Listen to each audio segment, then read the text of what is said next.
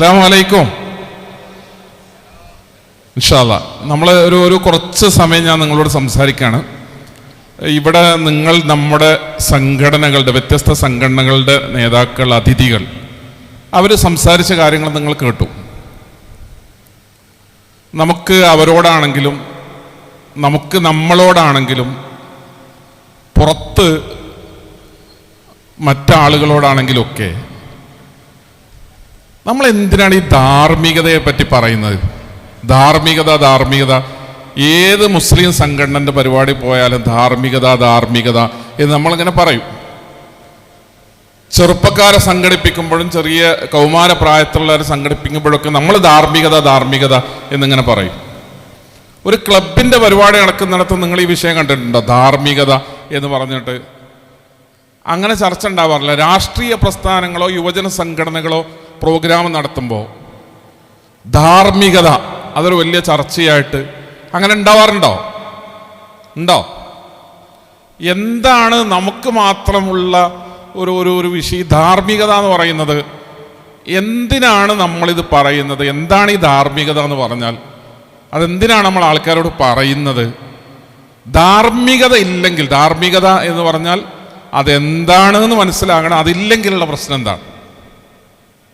എന്താണ് ധാർമ്മികമായി ആൾക്കാർ ജീവിച്ചില്ലെങ്കിൽ അധാർമികതകൾ എന്നൊക്കെ പറയുന്ന സാധനങ്ങൾ അതിൻ്റെയൊക്കെ അതിരും വേലിയും മതിലും ഒക്കെ ഇല്ലാതാകുന്ന കാലത്താണ് ഞാനും നിങ്ങളും ജീവിക്കുന്നത്. പരസ്യമായിട്ട് ആളുകൾ ഒരു കാലത്ത് ധാർമ്മികതയാണ് എന്ന് നമ്മൾ പറഞ്ഞ കാര്യങ്ങളൊക്കെ അല്ലെങ്കിൽ അധാർമികതയാണ് എന്നുള്ള നിലക്ക് കരുതിയിരുന്ന കാര്യങ്ങളൊക്കെ മാറി മറിഞ്ഞുകൊണ്ടിരിക്കുകയാണ്. വേറെ ചിന്തകളും വേറെ കാഴ്ചപ്പാടുകളും ഒക്കെ കടന്നു വരികയാണ്. മനുഷ്യർക്കിടയിൽ ശരി എന്താണ് തെറ്റെന്താണ് എന്നിടത്ത് പോലും പ്രശ്നങ്ങൾ വരികയാണ്. ശരിയും തെറ്റും ആരാ പറയാ? മതം പറഞ്ഞാൽ അത് മതവിശ്വാസികൾക്കുള്ളതാണ് എന്ന് പറയും. ഗുരുനാഥൻ പറഞ്ഞാൽ എത്ര ശിഷ്യരാണത് കേൾക്കുക? ഉമ്മയും വാപ്പയും പറഞ്ഞാൽ എത്ര മക്കളാണ് അത് അനുസരിക്കുക? ഏത് പ്രായമാകുമ്പോഴാണ് ധാർമ്മികതയെക്കുറിച്ച് നമ്മൾ കുട്ടികൾക്ക് പഠിപ്പിച്ചു കൊടുക്കേണ്ടത്?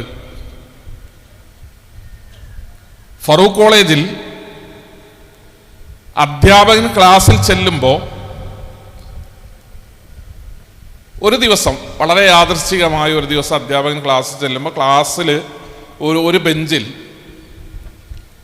ഒരാൺകുട്ടി ഇരിക്കുന്നു, അതിൻ്റെ അപ്പുറത്ത് 2 പെൺകുട്ടികൾ ഇരിക്കുന്നു, പിന്നെ ഒരു ആൺകുട്ടി ഇരിക്കുന്നു. അങ്ങനെ ഇടകലർന്നിരിക്കുന്നു. ഒരേ ബെഞ്ചിൽ തന്നെ ആൺകുട്ടികളും പെൺകുട്ടികളൊക്കെ ഇടകലർന്നിരിക്കുന്നു. അപ്പോൾ അധ്യാപകൻ പറഞ്ഞു, ഇതിവിടെ പറ്റില്ലല്ലോ, ഇങ്ങനെ ഇരിക്കാൻ പറ്റില്ലല്ലോ. അപ്പോൾ അവർ ചോദിച്ചു, അതെന്താണ്? അങ്ങനെ ഇരുന്നാൽ എന്താണ്? ആണും പെണ്ണും ഇടകലർന്നിരുന്നാൽ എന്താണ്? ഇതെന്തിനാണ് ഇവിടെ ഒരു ഇടയിൽ എന്തിനാ ഒരു മറ? എന്തിനാണ്? അവർ കുറേ ഇപ്പുറത്തും നമ്മൾ കുറേ അപ്പുറത്തും അങ്ങനെ ഇരുന്ന് കസേരൻ്റെ ഇടയിലൊക്കെ അങ്ങോട്ടും ഇങ്ങോട്ടൊക്കെ ആയിരുന്നാൽ അതുകൊണ്ട് എന്താ പ്രശ്നം? എന്താണ് പ്രശ്നം? ഉണ്ട് എന്ന് ആരാണ് നമ്മളോട് പറയുന്നത്? പുതിയ കാലത്ത് ആണിനും പെണ്ണിനൊക്കെ നമ്മളിങ്ങനെ വേറെ കാരണം, ആണും പെണ്ണൊക്കെ ഒന്ന് തന്നെയല്ലേ? അങ്ങനെ വേറെ കാണേണ്ടതുണ്ടോ? ആളുകൾ മദ്യപാനം വലിയ അധാർമികതയാണ് എന്ന് പറയുന്നു മതത്തിൻ്റെ ആൾക്കാരൊക്കെ. എന്തിനു വേണ്ടി കൂടുമ്പോഴും 2 എണ്ണം വീശുക എന്ന് പറയുന്നത് നാട്ടിലെ ഒരു പൊതു സമ്പ്രദായമായി മാറുന്ന ഒരു കാലത്ത്, കല്യാണം ഉണ്ടെങ്കിൽ പല ഭക്ഷണത്തിൻ്റെയും കൗണ്ടർ ഉള്ളതുപോലെ വെള്ളമടിക്കാൻ മാത്രമുള്ള ഒരു കൗണ്ടർ വേറെ ഉണ്ടാവും. അങ്ങനെയുള്ളൊരു കാലത്ത് മദ്യപാനം അധാർമികതയാണ്. അതെങ്ങനെ നിങ്ങൾ പറയാ? അതെങ്ങനെ നമ്മൾ പറയാ? എന്താണ് അതിൻ്റെ കാരണം? എന്താണ്? ആണും പെണ്ണും തമ്മിൽ ലൈംഗിക ബന്ധത്തിൽ ഏർപ്പെടും. അത് ഭാര്യയോട് മാത്രം വേണം, അല്ലെങ്കിൽ ഭർത്താവിനോട് മാത്രം മതി. എന്തിനാ അങ്ങനെ നിബന്ധന വെക്കുന്നത്? എന്തിനാ? ഒരാണിന് ആഗ്രഹം ഉണ്ടെങ്കിൽ, ഒരു പെണ്ണിന് താല്പര്യം ഉണ്ടെങ്കിൽ, കല്യാണം കഴിച്ച പെണ്ണിനോട് എന്നൊരു പരിധി വെക്കുന്ന എന്തിനാ? അതിൻ്റെ അപ്പുറം പോയാൽ എന്താണ്? ആണ് പെണ്ണിനോട് അങ്ങനെ വേണോ? ആണും തമ്മിലായാൽ എന്താണ്? പെണ്ണും തമ്മിലായാൽ എന്താണ്?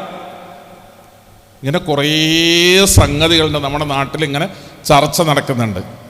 ഇവിടെയൊക്കെ ശരി എന്ന് നമ്മൾ പറയുന്ന, ധാർമ്മികത എന്ന് നമ്മൾ പറയുന്ന, നന്മയാണ് എന്ന് നമ്മൾ പറയുന്ന കുറേ സംഗതികളുണ്ട്. പലതിനെക്കുറിച്ച് നമ്മൾ തിന്മയാണ്, തെറ്റാണ്, പാടില്ലാത്തതാണ്, അധാർമികമാണ് എന്ന് പറയും. ഞാനിവിടെ പറയുന്നത് ശരിയും തെറ്റും മനസ്സിലാകണമെങ്കിൽ, ധാർമ്മികതയും അധാർമികതയും മനസ്സിലാകണമെങ്കിൽ, നന്മയും തിന്മയും ഒക്കെ തിരിയണമെങ്കിൽ, എന്താണ് തിരിയണം എന്നുണ്ടെങ്കിൽ ഇതെന്തിനാണ് എന്ന് ആദ്യം മനസ്സിലാകണം. ഞാൻ വരുന്നത് മണ്ണാർക്കാട് നിന്നാണ്. നമ്മളൊരു 4 ദിവസം മുമ്പ് നമ്മളെയൊക്കെ വല്ലാതെ ആഘാതമേൽപ്പിച്ചൊരു വാർത്ത ഉണ്ടായിരുന്നു. ഒരു ലോറി വന്ന് മറിഞ്ഞിട്ട് അതിൻ്റെ അടിയിൽപ്പെട്ടിട്ട് 4 പെൺകുട്ടികൾ മരണപ്പെടുകയാണ്. മരണമെന്ന് പറയുന്ന ഒരു വലിയ യാഥാർത്ഥ്യമുണ്ട്. ഇപ്പം ഞാൻ ഈ സദസ്സിലിരിക്കുന്ന നമ്മളെല്ലാവരും ചിന്തിക്കേണ്ട ഒരു കാര്യം, ധാർമ്മികതയെക്കുറിച്ച് വേണമെങ്കിൽ ഒരു 4 മണിക്കൂർ നിന്ന് പ്രസംഗിക്കാം. പക്ഷേ ഞാൻ എൻ്റെ വീട്ടിൽ കയറിയിട്ട്, എൻ്റെ റൂമിനകത്ത് കയറിയിട്ട്, വാതിലടച്ച് ജനാലയൊക്കെ അടച്ചിട്ട് ഞാൻ എൻ്റെ കമ്പ്യൂട്ടറിൻ്റെ മുമ്പിലിരിക്കുമ്പോൾ എനിക്ക് ധാർമ്മിക ബോധം ഉണ്ടാണ്. ഞാൻ എന്താ കാണുക? ഞാൻ എന്താണ് ആസ്വദിക്കുക? സ്വകാര്യതയിൽ ഞാൻ എങ്ങനെ ജീവിക്കുക? ഞാൻ നിങ്ങളുടെ ഇടയിലേക്ക് വരുമ്പോൾ വളരെ മാന്യനായിട്ടാണ് വരുന്നത്. ഞാൻ പൊതുസമൂഹത്തിൽ വളരെ മാന്യനായിട്ടാണ് ജീവിക്കുന്നത്. ആളുകൾക്കൊക്കെ എന്നെക്കുറിച്ച് നല്ല അഭിപ്രായമാണ്. എൻ്റെ സ്വകാര്യതയിൽ ഞാൻ എന്താണ്? നമ്മളൊക്കെ ഓരോരുത്തരോടും ഇങ്ങനെ നെഞ്ചത്ത് കൈവച്ച് ചോദിച്ചു നോക്ക്.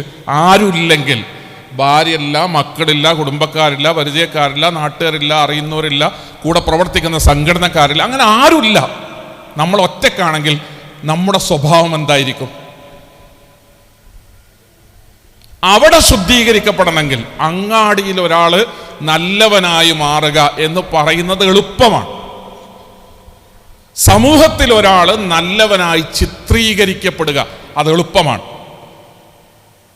നമ്മൾ നല്ലവനാണോ, ധാർമ്മികതയുള്ള ആളാണോ, നല്ല സ്വഭാവമാണോ എന്ന് നമുക്ക് സർട്ടിഫിക്കറ്റ് നൽകേണ്ടത് നമ്മളാണ്.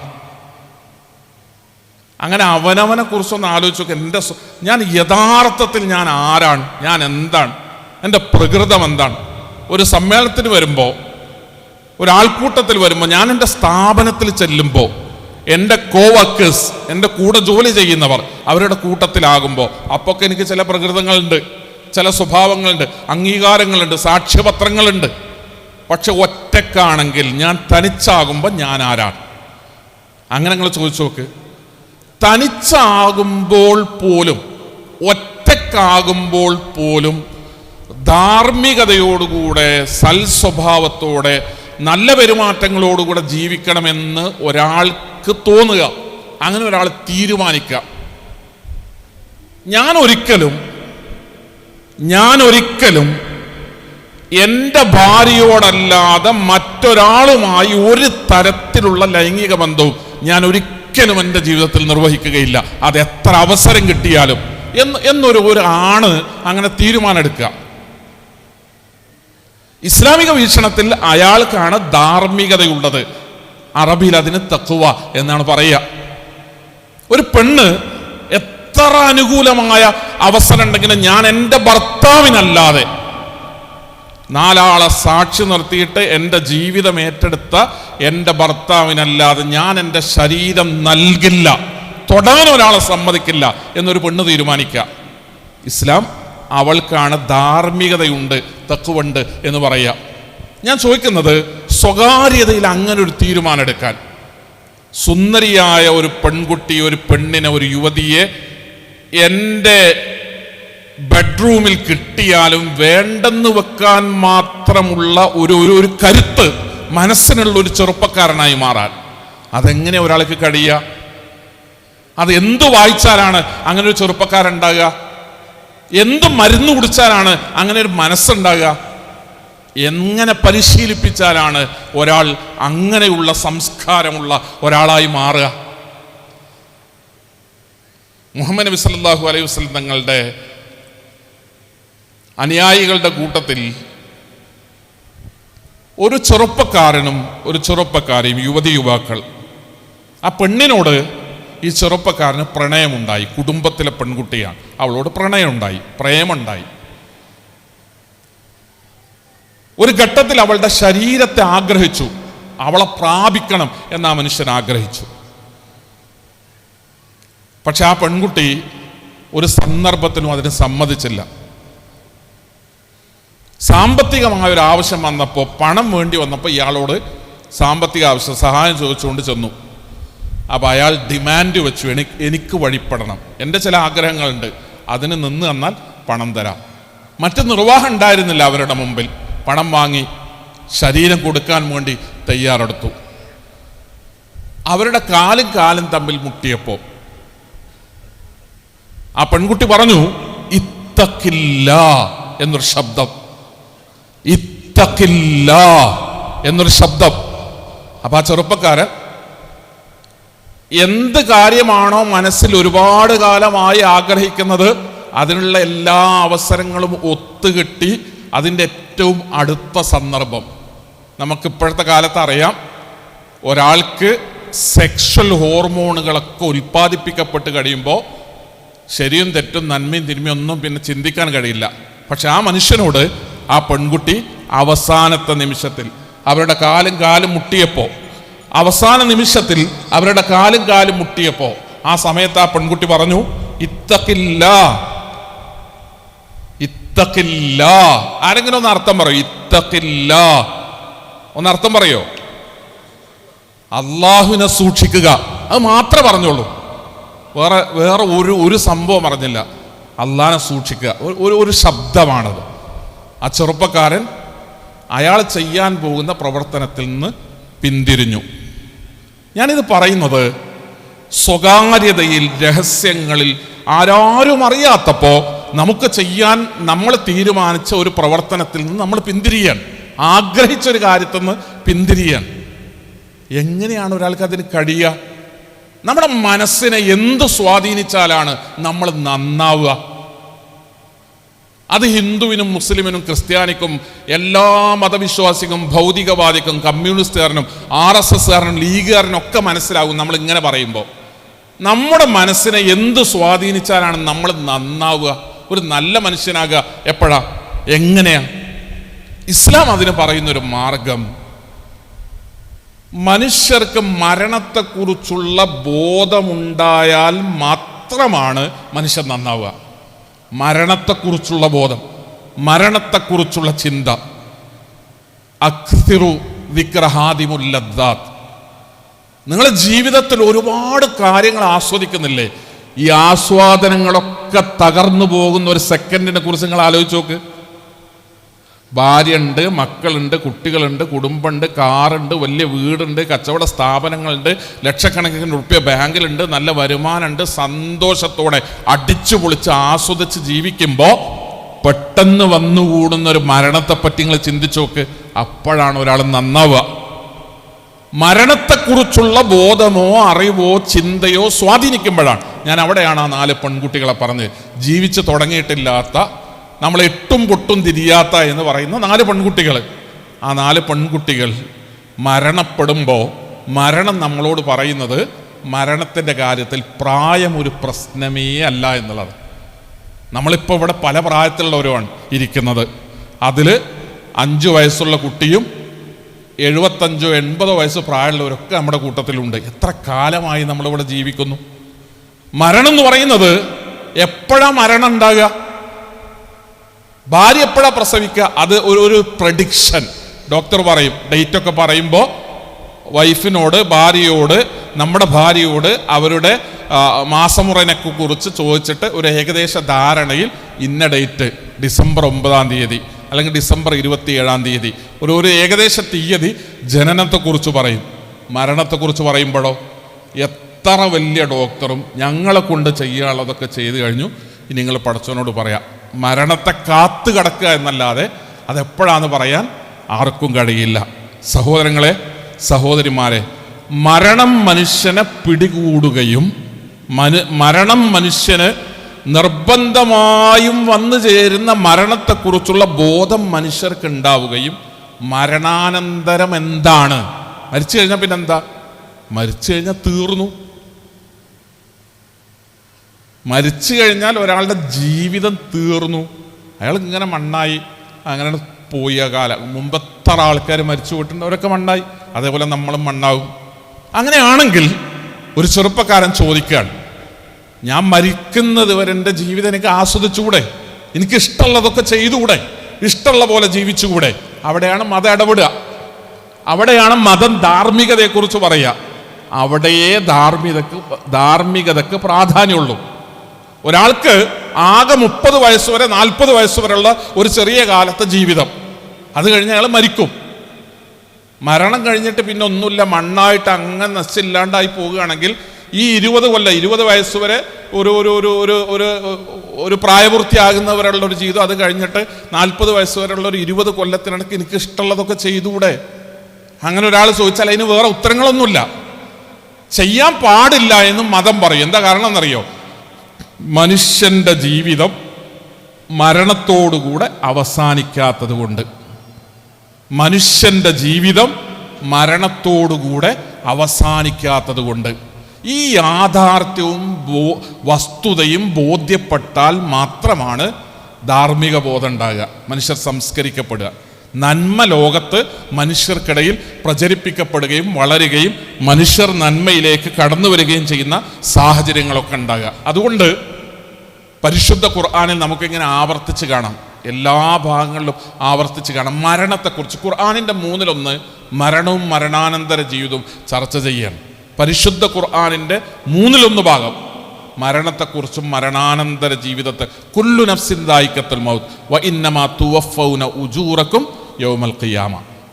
എല്ലാവരും മരിച്ചിട്ട് ഉയർത്തെഴുന്നേൽപ്പിക്കപ്പെട്ട് കർമ്മങ്ങളുടെ പ്രതിഫലം നൽകപ്പെടും. എന്താ ചെയ്തത് ദുനിയാവിൽ? നമ്മൾ കുറേ ആൾക്കാരെ കാണുന്നില്ലേ, അടിച്ചു പൊളിച്ച് ഇഷ്ടം പോലെ പാവപ്പെട്ടവരെ ഉപദ്രവിക്കും, അവനാൻ ആവശ്യമുള്ളതൊക്കെ ചെയ്യും, ഏത് രൂപത്തിലും അവർ ജീവിക്കും. കൊട്ടാര സമാനമായ സ്വർണ്ണക്കരണ്ടി വായിൽ വെച്ച് ജനിച്ച് സ്വർണ്ണക്കരണ്ടി കൊണ്ട് തന്നെ ജീവിച്ച് മരിക്കുമ്പോഴും വായിൽ സ്വർണ്ണക്കരണ്ടിയായിട്ട് മരിക്കുന്ന ആൾക്കാരുണ്ട്. അവർക്ക് ഇഷ്ടമുള്ള പോലെ ഈ ലോകത്ത് ജീവിച്ചു. അവരും മരിച്ച മണ്ണാകും. കുടിലിൽ ജനിച്ചു, പാവപ്പെട്ടവനായി ജീവിച്ചു, ആരെയും ഉപദ്രവിക്കാതെ ജീവിച്ചു, കഴിയുന്നത്ര നല്ല കാര്യങ്ങളും പൊതുപ്രവർത്തനങ്ങളും സാമൂഹ്യ പ്രവർത്തനങ്ങളും ഒക്കെ ആയിട്ട് കഴിഞ്ഞുകൂടി. അയാൾ മരിച്ചു, അയാളും മണ്ണായി തീർന്നു. രണ്ടാൾക്കും ഒരുപോലെയാണോ? അല്ലെന്ന് പറയും മതം, അല്ലെന്ന് പറയും മതം. അക്രമം ചെയ്തവന് ചെയ്ത അക്രമത്തിന്റെ ശിക്ഷ കിട്ടുന്നൊരു ലോകം, സുഹൃതം ചെയ്തവന് നന്മ ചെയ്തവന് ചെയ്ത നന്മയുടെ പ്രതിഫലം കിട്ടുന്നൊരു ലോകം. ഫമൻ സുഹ്സിയ അനിൻ നാരി വഉദ്ഖിലൽ ജന്ന ഫഖദ് ഫാസ്. ജീവിത വിജയം എന്ന് പറയുന്നത് നിങ്ങൾ നന്നായി കച്ചവടം ചെയ്ത് 1000 ലാഭമുള്ളത് 10,000 ആക്കി, 10,000 ലാഭമുള്ളത് 10 കൊല്ലം കഴിയുമ്പോൾ 1 ലക്ഷമാക്കി, 1 ലക്ഷം ലാഭമുള്ളത് 10 ലക്ഷമാക്കി, കോടിയാക്കി സ്വന്തം കച്ചവട സ്ഥാപനത്തെ ഘട്ടം ഘട്ടമാക്കി വളർത്തിക്കൊണ്ടുവന്നവൻ, അവനല്ല വിജയി. ആരാണ് വിജയി? ജീവിതകാലത്ത് നല്ല കാര്യങ്ങൾ ചെയ്ത്, സുഹൃതങ്ങൾ ചെയ്ത്, സൽപ്രവർത്തനങ്ങൾ ചെയ്ത്, മനുഷ്യരെ സേവിച്ചും സഹായിച്ചും സർവശക്തനായ പടച്ച റബ്ബിനോടുള്ള ബാധ്യതകളും ഉത്തരവാദിത്തങ്ങളും ഒക്കെ നിർവഹിച്ച് ജീവിച്ചവൻ, അവനാണ് ഇസ്ലാമിക വീക്ഷണപ്രകാരം വിജയിക്കുന്നവൻ. ആ ലോകത്തെക്കുറിച്ച്, പരലോകത്തെക്കുറിച്ച് ബോധമുണ്ടായാൽ മാത്രമേ ധാർമ്മികത ഉണ്ടാവുള്ളൂ. എം.എൻ. വിജയൻ മാഷ്, ഞാൻ എല്ലായിടത്തും പറയാറുണ്ട്, എം.എൻ. വിജയൻ മാഷ് എത്ര വലിയ ബുദ്ധിജീവിയാണ് എം.എൻ. വിജയൻ മാഷ്. എം.എൻ. വിജയൻ മാഷ് കേരളത്തിലെ ഇടതുപക്ഷ ചിന്തകനായിരുന്നു. ഒരുപാട് പുസ്തകങ്ങൾ എഴുതി. മാഷ് അത്ഭുതകരമായ രീതിയിൽ സംസാരിക്കാൻ കഴിവുള്ള, എഴുതാൻ കരുത്തുള്ള, നല്ല ഒരു ബൗദ്ധികമായ നല്ല ഒരു പവറുള്ള ഒരു മനുഷ്യനായിരുന്നു എം.എൻ. വിജയൻ മാഷ്. എം.എൻ. വിജയൻ മാഷ് തൃശ്ശൂർ പത്രസമ്മേളനത്തിൽ വെച്ചിട്ടാണ് വിജയൻ മാഷ് മരിക്കുന്നത്. നിങ്ങൾക്ക് ഇപ്പോഴും എം.എൻ. വിജയൻ മാഷിന്റെ മരണം എന്ന് ഗൂഗിൾ ചെയ്താൽ യൂട്യൂബിൽ വീഡിയോസ് ഇങ്ങനെ വരും. അന്ന് എനിക്ക് തോന്നുന്നത് ഇന്ത്യ വിഷനെ പോലുള്ള ചാനലുകളാണ്. എം.എൻ. വിജയൻ മാഷിന്റെ മരണം ഇപ്പോഴും യൂട്യൂബിലുണ്ട്. എങ്ങനെയാണ് മരിച്ചത്? എം.എൻ. വിജയൻ മാഷ് പത്രസമ്മേളനം നടത്തുകയാണ്. വാർത്താ ചാനലുകളൊക്കെ അദ്ദേഹത്തിൻ്റെ മുമ്പിലുണ്ട്. പത്രസമ്മേളനം ആയതുകൊണ്ട് വാർത്താ ചാനലുകളുടെ ക്യാമറ കണ്ണുകളുടെ മുമ്പിൽ ഇരുന്നു കൊണ്ടാണ് വിജയൻ മാഷ് മരിക്കുന്നത്. വിജയൻ മാഷ് അദ്ദേഹത്തിന് ഇടയ്ക്കൊന്ന് തൊണ്ടയിടറുന്നുണ്ട്. നിങ്ങൾക്ക് എൻ്റെ സംസാരം കഴിയുമ്പോൾ നിങ്ങൾ യൂട്യൂബിൽ എം.എൻ. വിജയൻ മാഷിൻ്റെ മരണം കാണണം. അദ്ദേഹത്തിൻ്റെ തൊണ്ടയിടറുന്നുണ്ട്. അദ്ദേഹം കുറച്ച് വെള്ളം ചോദിക്കുന്നുണ്ട്. കുറച്ച് കഴിയുമ്പോൾ അദ്ദേഹത്തിൻ്റെ മുമ്പിലേക്ക് ഒരു ഗ്ലാസ് വെള്ളം കൊണ്ടു നോക്കും. അദ്ദേഹം ആ ഗ്ലാസ് വെള്ളം എടുത്തിട്ട് ഒറ്റ തവണ അദ്ദേഹം ചുണ്ടും നാവും ഒന്ന് നനയ്ക്കുന്നുണ്ട്. എന്നിട്ട് ആ ഗ്ലാസ് അവിടെ തിരിച്ചു വെക്കും. എന്നിട്ട് മൈക്കിൻ്റെ നേരെ ഒന്നുകൂടെ ഒന്ന് ഇളകി മൈക്കിൻ്റെ നേരെ ഇരിക്കും. എന്നിട്ട് MN വിജയൻ മാഷ് അദ്ദേഹത്തിൻ്റെ ജീവിതത്തിൽ അവസാനമായി പറയുന്ന, നമ്മൾ കേൾക്കുന്നൊരു വാക്ക് ആദ്യം എന്നാണ്. വെള്ളം കുടിച്ച് ഗ്ലാസ് തിരിച്ചു വെച്ച് മൈക്കിൻ്റെ നേരെ ഇരുന്ന് MN വിജയൻ മാഷ് ആദ്യം എന്ന് പറയുന്നുണ്ട്. പിന്നീട് എന്താണ് അദ്ദേഹം പറയാൻ ഉദ്ദേശിച്ചത് എന്ന് ആർക്കും അറിയില്ല. പിന്നെ നമ്മൾ കാണുന്നത് അദ്ദേഹം ഇങ്ങനെ വലതുഭാഗത്തേക്ക് ചെരിയുന്നതും അദ്ദേഹത്തിൻ്റെ കണ്ണുകൾ ഇങ്ങനെ മറയുന്നതും ആളുകൾ അദ്ദേഹത്തെ എടുത്തു കൊണ്ടുപോകുന്നതും 5 മിനിറ്റ് കഴിയുമ്പോൾ MN വിജയൻ മാഷ് അന്തരിച്ചു എന്ന് എഴുതി കാണിക്കുന്നതുമാണ്. എൻ്റെ ചോദ്യം, എൻ്റെ ചിന്ത, നമ്മൾ ആലോചിക്കേണ്ടത് എത്ര ദൂരമുണ്ട് എൻ്റെ മരണത്തിന്. മരണാനന്തരം മതം പറയുന്നത് പോലെ ഒരു പരലോകമുണ്ടെങ്കിൽ സംശയമുള്ളവർ ആ സംശയത്തിൻ്റെ ആ ചോദ്യചിഹ്നം വെച്ചുകൊണ്ട് തന്നെ ആലോചിച്ചോട്ടെ. മരണാനന്തരം മനുഷ്യന് മതം പറയുന്നത് പോലെ ഒരു പരലോകമുണ്ടെങ്കിൽ എൻ്റെ ജീവിതവും എൻ്റെ പ്രവർത്തനങ്ങളും ദൈവത്തിൻ്റെ മുമ്പിൽ ചെന്ന് കണക്ക് പറയേണ്ടുന്ന ഒരു ലോകം ഉണ്ടെങ്കിൽ, ഇല്ലെങ്കിൽ ഒരു പ്രശ്നമല്ല, നമ്മൾ മണ്ണായി അങ്ങനെ പോയിക്കോട്ടെ, ഉണ്ടെങ്കിൽ ആ ഒരു സാധ്യത വെച്ച് നമുക്കൊന്ന് പഠിച്ചുകൂടെ? ആ സാധ്യത വെച്ച് മനുഷ്യർക്കൊന്ന് ചിന്തിച്ചുകൂടെ? ആ ഒരു സാധ്യത വെച്ച് മാത്രം മനുഷ്യർക്ക് ചില കാര്യങ്ങൾ മനസ്സിലാക്കിക്കൂടെ? ജൂതന്റെ മൃതദേഹം കൊണ്ടുപോകുമ്പോൾ മുഹമ്മദ് നബി കരഞ്ഞു സല്ലല്ലാഹു അലൈഹി വസല്ലം. നമ്മൾ അതിൻ്റെ ഒരു ജൂതൻ മരണപ്പെട്ടപ്പോൾ നബി കരഞ്ഞു എന്ന് പറഞ്ഞ് 2 മതവിഭാഗങ്ങൾ തമ്മിലുള്ള മാനസിക ബന്ധത്തെക്കുറിച്ച് പറയാനാണ് ഈ സംഭവം പറയുന്നത്. ഞാൻ ഈ സംഭവം പറയാറുള്ളത് അങ്ങനെയാണ്. ഞാൻ ഈ സംഭവം മറ്റൊരു ആംഗിളിലൂടെ നോക്കാൻ വേണ്ടി നിങ്ങളോട് ആവശ്യപ്പെടാൻ. ജൂതൻ മരണപ്പെട്ട് ജൂതന്റെ ജനാസ കൊണ്ടുപോകുമ്പോൾ മുഹമ്മദ് നബി സല്ലല്ലാഹു അലൈഹി വസല്ലം എഴുന്നേറ്റ് നിന്നു. കൂടെ അദ്ദേഹത്തിൻ്റെ അനുചരന്മാർ, നബി എണീക്കുമ്പോൾ ഒപ്പുള്ള സ്വഹാബത്തും കൂടെ എഴുന്നേറ്റ് നിന്നു. ബഹുമാനൊക്കെ കഴിഞ്ഞു. നബി കരഞ്ഞു സല്ലല്ലാഹു അലൈഹി വസല്ലം. അള്ളാഹുവിൻ്റെ പ്രവാചകനോട് കൂടെയുള്ള ആൾക്കാർ ചോദിച്ചു, ഇത് എന്തിനാ കരയുന്നത്, എന്തിനാ? അള്ളാഹുവിൻ്റെ പ്രവാചകൻ പറഞ്ഞു, ഞാൻ കൊണ്ടുവന്നൊരു സത്യം. മുഹമ്മദ് നബി ആ നാട്ടിലെ ആ മനുഷ്യർക്കിടയിലെ പ്രബോധകനാണ്. നന്മ പഠിപ്പിക്കുന്ന, ധാർമ്മികതയിലേക്ക് ആളെ വിളിക്കുന്ന, ആളുകളെ ക്ഷണിക്കുന്ന ഒരാളാണ്. ധാർമ്മിക ബോധത്തോടുകൂടെ ജീവിക്കണമെന്ന് ജനങ്ങളോട് ആഹ്വാനം ചെയ്യുന്ന ഒരാളാണ്. നബി പറയാണ്, ഞാൻ ഇവിടേക്ക് പ്രവാചകനായി നിയോഗിക്കപ്പെട്ടിട്ട് ഞാൻ പറയുന്ന കാര്യങ്ങൾ അറിയാതെ, മനസ്സിലാക്കാതെ, ഉൾക്കൊള്ളാതെ അദ്ദേഹം മരണപ്പെട്ടു പോയില്ലേ, അദ്ദേഹത്തിൻ്റെ പാരത്രിക ജീവിതത്തെക്കുറിച്ച് ഓർത്തിട്ടാണ്, പരലോക ജീവിതത്തെക്കുറിച്ച്, ഇനി മരിച്ച് ഉയർത്തെഴുന്നേൽപ്പിക്കപ്പെട്ട് ദൈവത്തിൻ്റെ മുമ്പിൽ അദ്ദേഹം ഹാജരാക്കപ്പെടുമ്പോഴുള്ള അവസ്ഥ ഓർത്തിട്ടാണ് ഞാൻ കരയുന്നത് എന്ന് പറഞ്ഞു. ആര്? മുഹമ്മദ് മുസ്തഫ സല്ലല്ലാഹു അലൈഹി വസല്ലം. ഞാൻ ഇത് പറഞ്ഞെന്തിനറിയോ? മറ്റൊരാൾ, മുഹമ്മദ് നബി സ്വന്തം ജീവിതത്തെക്കുറിച്ച് ഓർത്ത് കരഞ്ഞ സന്ദർഭങ്ങളുണ്ട്. മുഹമ്മദ് നബി സല്ലല്ലാഹു അലൈഹി വസല്ലം മറ്റു മതത്തിൽപ്പെട്ട ഒരാൾ, ജൂതനായ ഒരാൾ, മുഹമ്മദ് നബി സല്ലല്ലാഹു അലൈഹി വസല്ലം തങ്ങളോട് വലിയ ശത്രുത കാണിക്കുന്ന ഒരു മതവിഭാഗത്തിൽപ്പെട്ട ഒരു മനുഷ്യൻ, ആ മനുഷ്യൻ മരണപ്പെട്ട് നാളെ ദൈവത്തിൻ്റെ മുമ്പിൽ ഹാജരാകുമ്പോൾ അയാൾ ദൈവത്താൽ ശിക്ഷിക്കപ്പെടുമോ എന്ന ആശങ്ക പ്രകടിപ്പിക്കുകയും കരയുകയും ചെയ്യുക. അത് അഭിനയമായിരുന്നില്ല. അള്ളാഹുവിൻ്റെ പ്രവാചകൻ അഭിനയിച്ചതല്ല. അള്ളാഹുവിൻ്റെ പ്രവാചകൻ നാടകം കളിച്ചതല്ല. അള്ളാഹുവിൻ്റെ പ്രവാചകൻ ഏതെങ്കിലും ഭൗതികമായ താല്പര്യങ്ങൾക്ക് വേണ്ടി കാട്ടിക്കൂട്ടിയതല്ല. അള്ളാഹുവിൻ്റെ റസൂലിൻ്റെ ഹൃദയത്തിൽ നിന്നാണ് ആ വേദന ഉണ്ടായത്. അദ്ദേഹം കരഞ്ഞുപോയത്. എൻ്റെ പ്രിയപ്പെട്ടവരെ, സഹോദരങ്ങളെ, സഹോദരിമാരെ, മനുഷ്യർ വളരെ ബുദ്ധിയോടുകൂടെ, വിവേകത്തോടുകൂടെ ജീവിക്കുന്നവരാണ്. നമുക്ക് വേണമെങ്കിൽ സത്യം മാത്രം പറയും, ഞാൻ സത്യം മാത്രമേ പറയുള്ളൂ എന്ന് നമുക്ക് വേണമെങ്കിൽ തീരുമാനിക്കാം. നമ്മൾ അങ്ങനെ തീരുമാനിച്ചാൽ നമ്മുടെ നാവിനെ കൊണ്ട് കളവ് പറയിപ്പിക്കാൻ കഴിയുന്ന ഒരാളും ലോകത്തില്ല. ഞാൻ നല്ലത് മാത്രമേ ചെയ്യൂ എന്ന് വേണമെങ്കിൽ നമുക്ക് തീരുമാനിക്കാം. നമ്മളെ തെറ്റായ വഴിയിലേക്ക് കൊണ്ടുപോകാൻ കഴിയുന്ന വേറെ ആരും ലോകത്തില്ല. മാതാപിതാക്കൾ, സ്വന്തം ഉപ്പയും ഉമ്മയും അച്ഛനും അമ്മയും മക്കളാൽ വേദനിക്കപ്പെടുന്ന ഒരു ലോകത്ത്, മക്കളാൽ പരീക്ഷിക്കപ്പെടുന്ന ഒരു ലോകത്ത് നന്മയും തിന്മയും ഞാനും നിങ്ങളും ചർച്ച ചെയ്യുന്നത്. എത്ര വീട്ടിലാണ് പ്രായം ചെന്നിട്ട് ഉമ്മ മക്കളെ ഓർത്ത്, വാപ്പ മക്കളെ ഓർത്ത് കരഞ്ഞ് സങ്കടപ്പെട്ട് വേദനയോടെ വിഷമത്തോടുകൂടെ ജീവിക്കുന്നത്. സഹോദരങ്ങളെ, സഹോദരിമാരെ, ഈ ദുനിയാവിൽ നമ്മൾ എന്ത് ചെയ്താലും അത് നല്ലതാണെങ്കിൽ ഫമയ്യഅമൽ മിസ്കാല ദറത്തിൻ ഖൈറൻ യറഹു. നിങ്ങൾ ഒരു കടുകുമണി, അണുമണിത്തൂക്കം എന്ന് നമ്മൾ മലയാളത്തിൽ പറയാം. മിസ്കാലു ദറ എന്ന അറബി പദത്തിന് അണുമണിത്തൂക്കം എന്നാണ് നമ്മൾ അർത്ഥം പറയുക. നിങ്ങൾ ഒരു അണുമണിത്തൂക്കം നന്മ ചെയ്താൽ മരണാനന്തര ജീവിതത്തിൽ നിങ്ങളത് കാണും.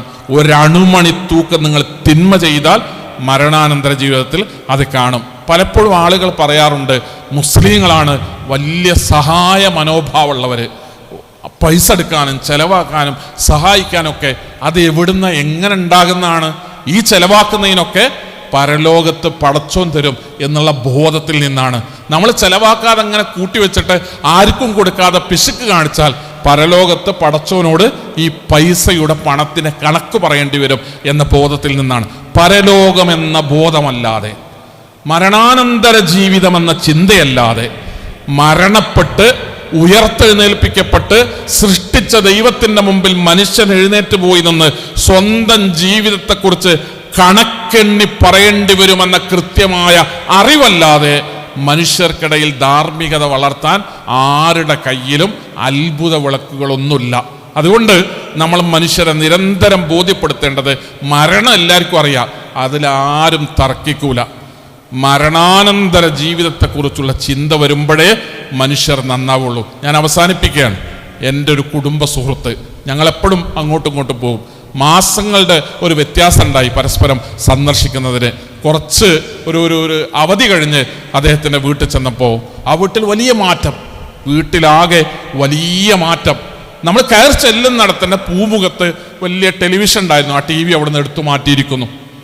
അവിടുത്തെ കുട്ടികൾ, അവിടുത്തെ അയാളുടെ ഭാര്യ, അദ്ദേഹം ഒക്കെ കളിയും ചിരിയും ആഘോഷവും സന്തോഷവുമായി ആഡംബരമായി ജീവിക്കുന്ന വീടാണ്. പക്ഷെ അവിടെ ചെന്നപ്പോൾ ആരും മിണ്ടുന്നില്ല, സംസാരിക്കുന്നില്ല, ചിരിക്കുന്നില്ല. എല്ലാവരുടെയും മുഖത്തെ സന്തോഷം മാഞ്ഞു പോയിരിക്കുന്നു. എന്താ കാരണം എന്നറിയോ? ഒരു A4 ഷീറ്റിൻ്റെ വലിപ്പത്തിലുള്ള ഒരു കടലാസാണ് ഒരു വീട്ടിലെ മുഴുവൻ സന്തോഷം മായ്ച്ചു കളഞ്ഞത്. നിങ്ങൾ ആലോചിച്ച് നോക്ക്. വീട്ടിൽ നിന്നാണ്, നേരത്തെ ഫോൺ വന്നില്ലേ, വീട്ടിൽ നിന്നാണ്. എപ്പോഴാ വരിക എന്ന് ചോദിക്കാൻ അവിടെ 2 പെൺകുട്ടികളും 2 ആൺകുട്ടികളും എന്നെ കാത്തിരിക്കുന്നുണ്ട്. അവരോടൊപ്പം നിങ്ങളുടെയൊക്കെ വീട്ടിൽ നിങ്ങളുടെ മക്കളുണ്ട്. നമ്മൾ തിരിച്ചു ചെല്ലുമ്പോൾ വീട്ടിൽ മക്കൾ, ഭാര്യ, കുടുംബം, അവിടുത്തെ ഒരു ജീവിതം, വീട്ടിനകത്തുള്ള ഒരു സന്തോഷം അത് മാഞ്ഞു പോവുക, സന്തോഷമില്ലാതാകുക.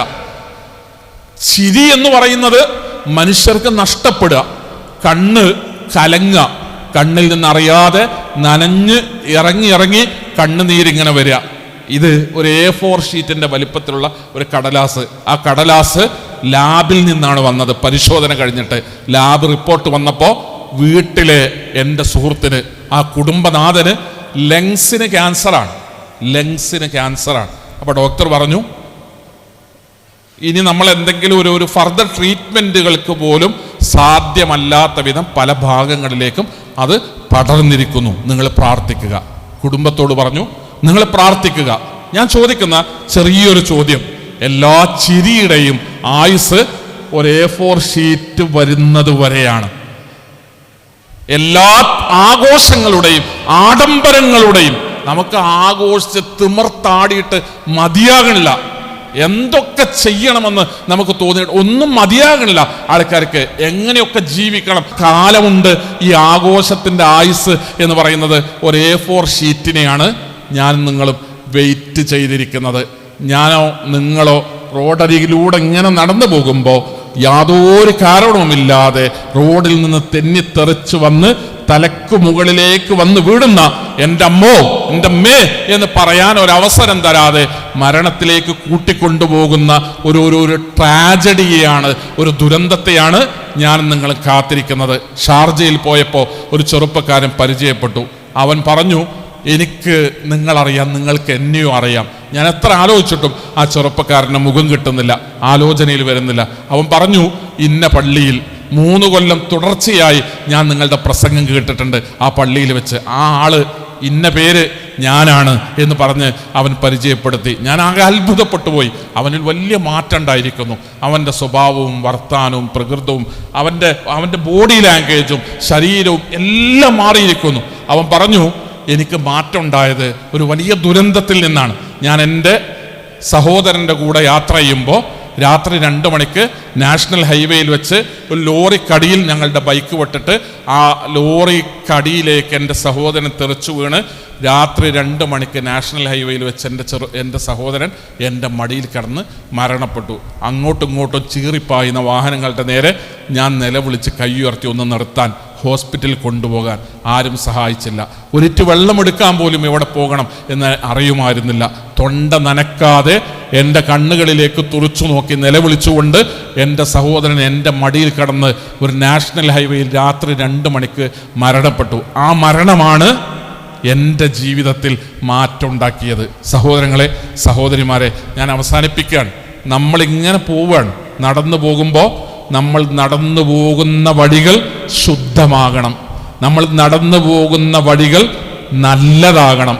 നമ്മൾ പോകുന്നത് നന്മയിലേക്കാകണം. ചെയ്യുന്ന പ്രവർത്തനങ്ങൾ നല്ല പ്രവർത്തനങ്ങളാകണം. ചിന്തിക്കുന്ന കാര്യങ്ങൾ നല്ല കാര്യങ്ങളാകണം.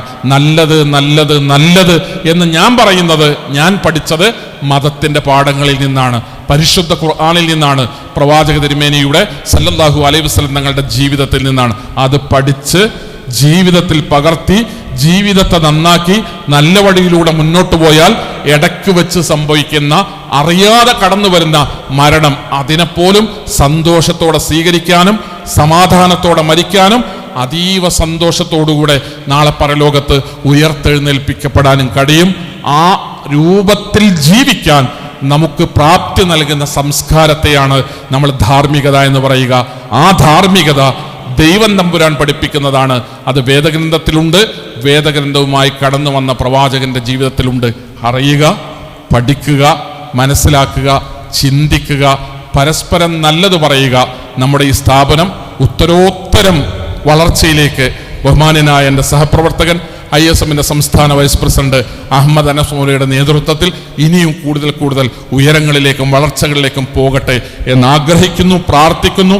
വരാൻ പോകുന്ന ദിവസങ്ങളിൽ സമ്മേളനത്തിൽ, ഈ സ്ഥാപനത്തിൽ, ഇവിടെ നടക്കുന്ന പ്രോഗ്രാമുകളിലൊക്കെ നിങ്ങളുടെ സജീവമായ പങ്കാളിത്തം ഉണ്ടാകണേ എന്ന് അഭ്യർത്ഥിക്കുന്നു. എന്നെ കേട്ടതിന്, ഇത്രയും സമയം നിങ്ങൾ ഓരോരുത്തരും ഇവിടെ ചെലവഴിച്ചതിന് സർവശക്തൻ പ്രപഞ്ചത്തിൻ്റെ നാഥൻ എല്ലാ അനുഗ്രഹങ്ങളും പ്രദാനം ചെയ്യട്ടെ എന്ന് ആത്മാർത്ഥമായി പ്രാർത്ഥിക്കുന്നു. നമ്മുടെ സമ്മേളനത്തിൽ പങ്കെടുത്ത അതിഥികൾ, അവർക്ക് നമ്മോടും നമ്മുടെ പ്രസ്ഥാനത്തോടും നമ്മുടെ സമൂഹത്തോടും നമ്മുടെ സമുദായത്തോടും നല്ല ബന്ധങ്ങൾ നിലനിർത്തി മുന്നോട്ട് പോകാൻ, നമുക്ക് അവരോട് തിരിച്ചും നല്ല ബന്ധങ്ങൾ നിലനിർത്തി മുന്നോട്ട് പോകാൻ അവരെയും നമ്മയും സർവശക്തനായ റബ്ബ് അനുഗ്രഹിക്കട്ടെ എന്ന് പ്രാർത്ഥിക്കുന്നു.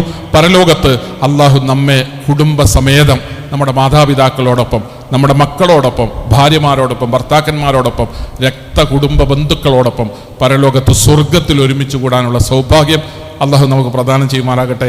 വാഖിർ ദഅവാന അനിൽ ഹംദുലില്ലാഹി റബ്ബിൽ ആലമീൻ. അസ്സലാമു അലൈക്കും വറഹ്മത്തുള്ളാഹി.